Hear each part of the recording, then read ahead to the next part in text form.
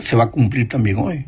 Y esta profecía que no falla y que ha sido presentada en los libros de Daniel y Apocalipsis, y ha presentado en esos libros el desfile de los imperios a lo largo de los siglos, esta profecía anuncia que en los últimos días el remanente de Dios será perseguido por causa de su fidelidad a la palabra de Dios. Y no sería raro, porque el propio Juan, autor del Apocalipsis, dijo en Apocalipsis 1:9 lo siguiente: yo, Juan, soy hermano de ustedes y participo con ustedes en la tribulación, en el reino y en la paciencia de Jesucristo. Por causa de la palabra de Dios y del testimonio de Jesucristo, estaba yo en la isla de Patmos. Pregunto, ¿qué hacía Juan en la isla de Patmos? Pues estaba desterrado, perseguido. ¿Por qué? Él mismo responde: por causa de la palabra de Dios y del testimonio de Jesucristo. Así que cualquier persona que desee ser fiel a la palabra de Dios y a las enseñanzas de Jesús tiene que estar preparada para ser perseguida por causa de su fe. Este asunto es presentado en el capítulo 13 de Apocalipsis, que ya empezamos a estudiar la semana pasada en la lección. En este capítulo 13 encontramos la descripción de dos grandes bestias. La primera sale del mar y la segunda de la tierra. Ahora, antes de seguir adelante, debemos decir que en la profecía, una bestia no es una palabra peyorativa. Aquí no se está insultando a nadie, sino que la bestia es símbolo de un poder. Cada vez que en profecía encuentras a una bestia, se está hablando de un poder. Cada vez que se habla de ese poder, puede ser militar, religioso, político, en fin, pero bestia en profecía simboliza poder. Bueno, en Apocalipsis 13, capítulo 13, la primera bestia sale del mar y a ella se le da poder, autoridad para combatir a los santos y vencerlos, dice el versículo 7. La segunda bestia o el segundo poder sale de la tierra y prohíbe comprar y vender a menos que se tenga la marca de la bestia, dice el versículo 17. Para que entiendas mejor esto, tendríamos que leer Apocalipsis 13, 1 al 8. Pero el texto es demasiado largo y yo solo tengo 20 minutos para este comentario. Pero del texto, yo te aconsejo que tú leas el texto, Apocalipsis 13, 1 al 8. De ese texto extraemos lo siguiente: el poder simbolizado por la bestia que sale del mar tiene estas características. Primero, es un poder religioso que recibe la adoración de los seres humanos.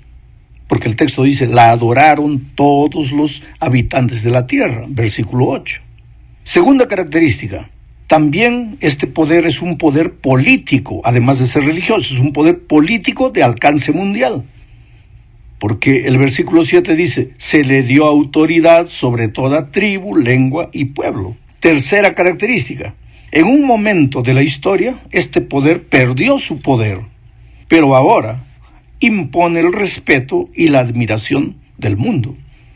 Porque el versículo 3 dice: vi que una de sus cabezas como herida de muerte, pero su herida mortal fue sanada. Cuarta característica de este poder: blasfema contra Dios. El versículo 5 dice: se le dio boca que hablaba arrogancias y blasfemias. Quinta característica: este poder persigue al pueblo de Dios. El versículo 7 dice: se le permitió hacer guerra contra los santos y vencerlos. Sexta característica: su poder persiguiendo a los santos le dura 42 meses, que en lenguaje profético equivale a 1260 años. El versículo 5 dice: se le dio autoridad para actuar por 42 meses. ¿Te das cuenta que aquí se está hablando de un poder que forzará la conciencia de la gente para que ésta adore como el poder lo determina? Y si quieres descubrir dónde se encuentra este poder hoy en día, todo lo que tienes que hacer es contestar las siguientes preguntas.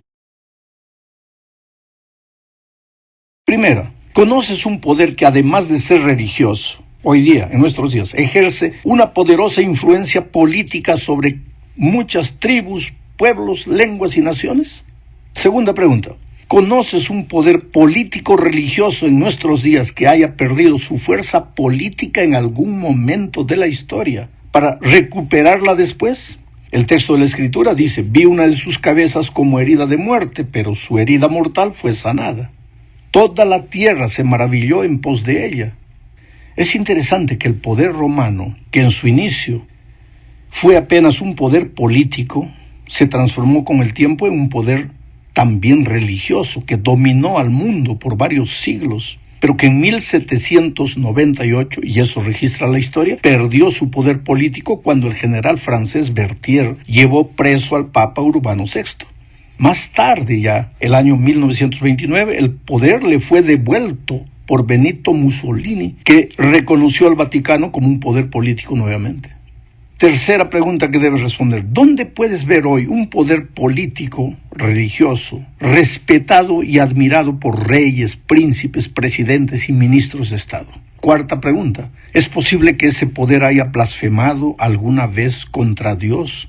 O, en las palabras del profeta Daniel, que este poder haya pensado cambiar los tiempos y la ley. Entonces yo te digo, busca la ley de Dios tal como Él la dio en las Escrituras. Está en Éxodo 20. Y ahora agarra una otra ley que los hombres hoy día dicen que es la ley de Dios y compárala con la ley que está escrita en la Biblia. Y te vas a dar cuenta que esa ley ha sido cambiada. ¿Y quién cambió esa ley? La palabra de Dios nunca la cambió. ¿Quién introdujo ese cambio? Quinta pregunta que tienes que responderte: ¿ha perseguido a la gente ese poder religioso en algún momento de la historia simplemente porque los perseguidos preferían seguir las enseñanzas de la Biblia y no las que ese poder les proponía? Ahora yo te pregunto, ¿cuál es tu conclusión? Sabes que no es fácil para mí decir esto, porque la fe y la conciencia de la gente son ámbitos sagrados. Tú, querido, eres lo más precioso, lo más lindo que Dios tiene. Él sabe que tú eres un hombre sincero, una mujer sincera en lo que crees.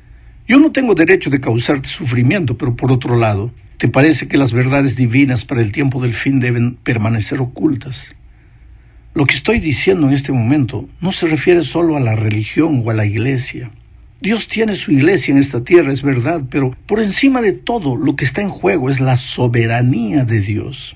Hay un conflicto entre el enemigo del Señor, que siempre está acusando e intentando desestabilizar el gobierno divino, y Dios, que siempre está llamando a sus hijos para que anden a la luz de su palabra. Por este motivo me he limitado a leer el texto de las Escrituras y le ruego al Espíritu Santo que ilumine tu mente para que llegues a tus propias conclusiones.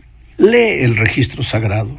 Mira a tu alrededor, observa los acontecimientos religiosos y políticos y toma tú mismo una decisión.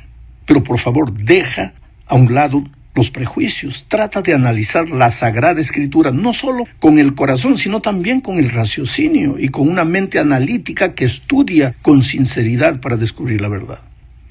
Hablemos ahora del otro poder simbolizado por la bestia que sale de la tierra. Eso también está en Apocalipsis 13. Esta es la segunda parte de la lección. La descripción de este poder está en Apocalipsis 13, 11 al 18. Tampoco voy a leer el texto por la extensión, pero de este texto desprendemos lo siguiente. Este poder, simbolizado por la bestia que sale de la tierra, es un poder que comienza como un cordero, pero que termina hablando como dragón, dice el versículo 11. El cordero simboliza a Jesús. El sacrificio del cordero es el centro del evangelio que Cristo vino a enseñar. Quiere decir que este poder, simbolizado por la bestia que sale de la tierra, fue cristiano al principio de su existencia, pero algo sucedió después que lo hizo hablar como dragón. Segunda cosa que deducimos del texto: este poder pone toda su fuerza al servicio de la primera bestia, del poder que sale del mar. Hace que la tierra y sus habitantes adoren a la primera bestia. No pide que se le adore a él, al que sale de la tierra, sino que se le adore a la bestia que sale del mar, a la primera. Tercera característica: este es un poder que deslumbra, incluso hace caer fuego del cielo delante de los hombres, dice el versículo 3. Cuarta característica: es un poder que, además de darle fuerza a la primera bestia, exige que se adore una imagen o representación de ella. Una imagen es algo que se parece al original, aunque no lo sea en realidad. Quinta característica: es un poder que le da fuerza a esta imagen, hasta el punto de decretar la muerte de los que no adoran a la primera bestia.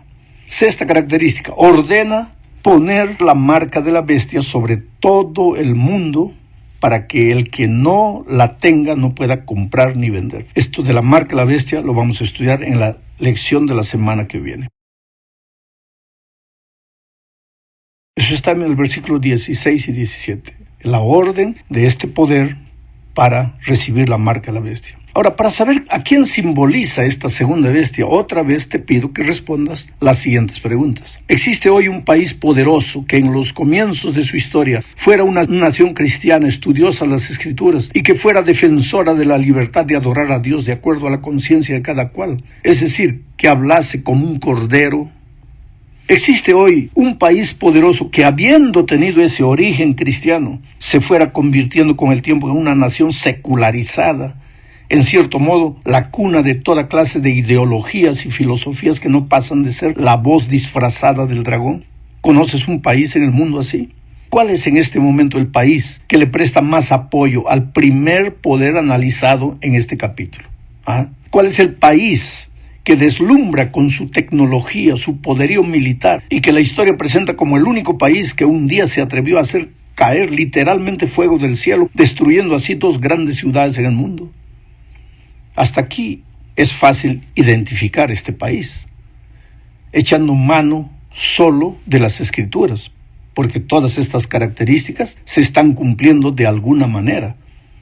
Pero el texto sagrado menciona todavía algunas características de este país que se cumplirán en un futuro muy cercano. 2 voy a mencionar. Este país escogerá un día de la semana como símbolo del primer poder mencionado en este capítulo. Y ese día será el domingo. Y exigirá que todo el mundo adore a Dios en ese día. Y los que no le obedezcan no podrán comprar ni vender.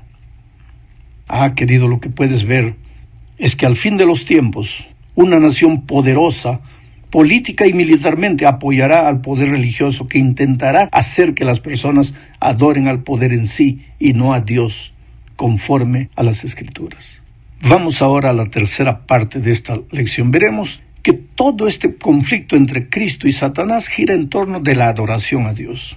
Este fue el problema en el cielo, en el Edén, a lo largo de la historia, y lo será al fin. En el cielo, Lucifer comenzó a contaminar a sus compañeros diciendo: ¿por qué hay que adorar a Dios? ¿Por qué solo a Él?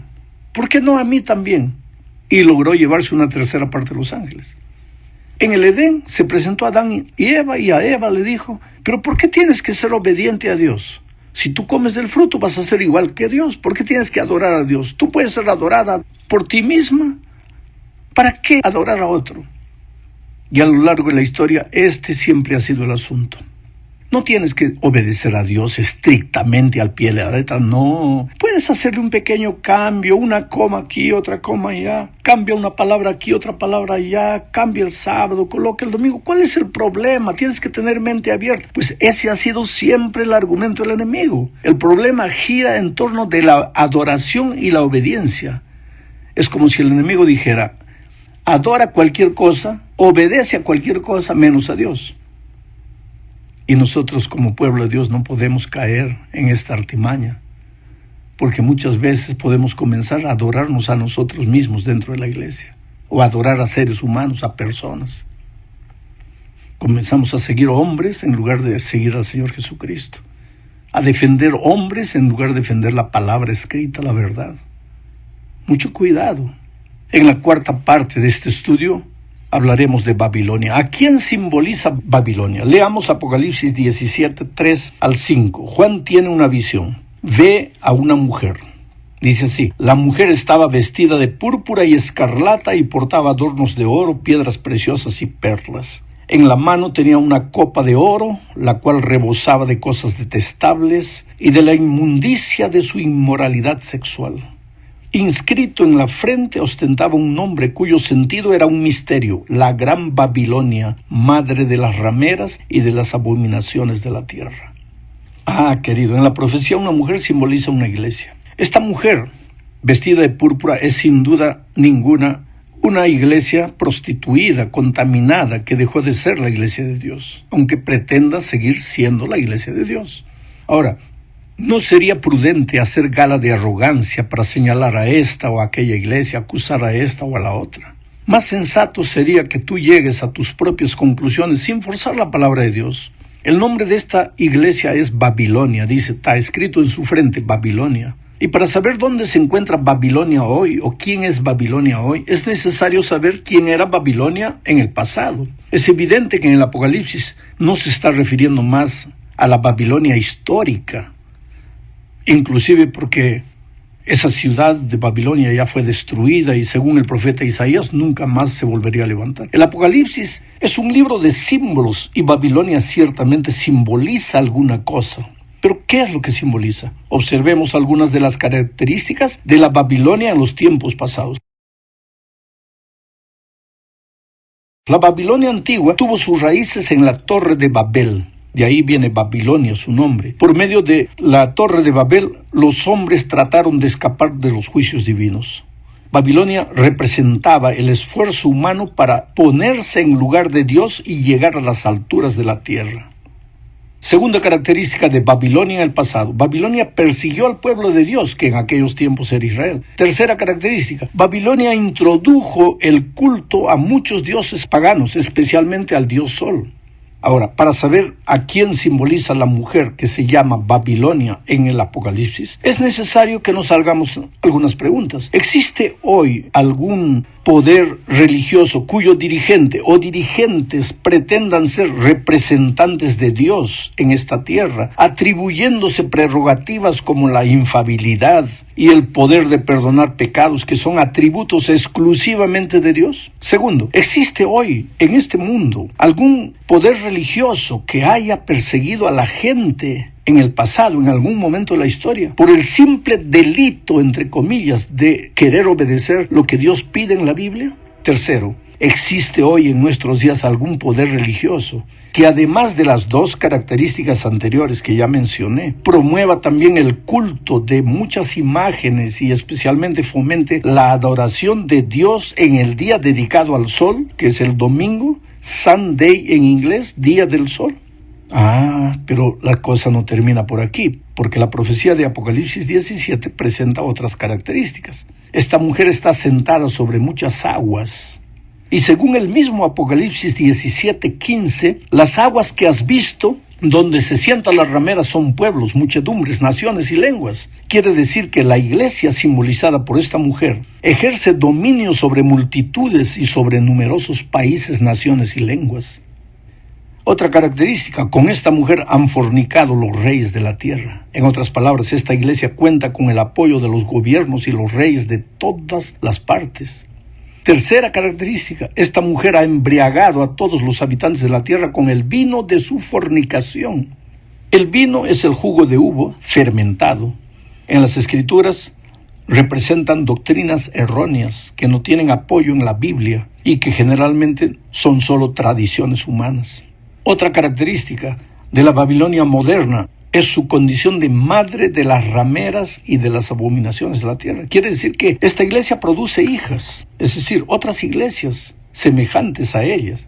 No son como ella, pero más o menos como ella. Así como la hija no es como la madre, pero más o menos como la madre. Si hay una madre, tiene que haber hijos que de alguna manera se parecen a la madre. Algunas de las doctrinas de las hijas tampoco tienen base en las Escrituras, sino en la madre. Las doctrinas puras de las Escrituras se contaminaron con el vino de la madre. ¿Sabes? En el versículo 6 de Apocalipsis 17 se dice que la mujer babilónica está ebria de la sangre de los santos y de la sangre de los mártires de Jesús. De nuevo se habla aquí de persecución. Una iglesia que en algún momento de la historia fue intolerante con los herejes, entre comillas. ¿Y por qué herejes? Por la única razón de que estos no aceptaban las tradiciones de la iglesia y preferían obedecer a la palabra de Dios, tal como está registrado en las Escrituras.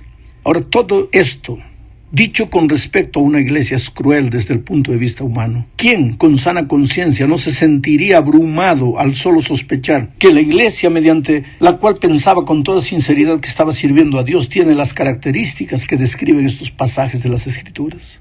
Pues en la última parte de este estudio hablaremos del consejo divino. La advertencia divina es contundente. Apocalipsis 18:4 dice: «Salid de ella, pueblo mío,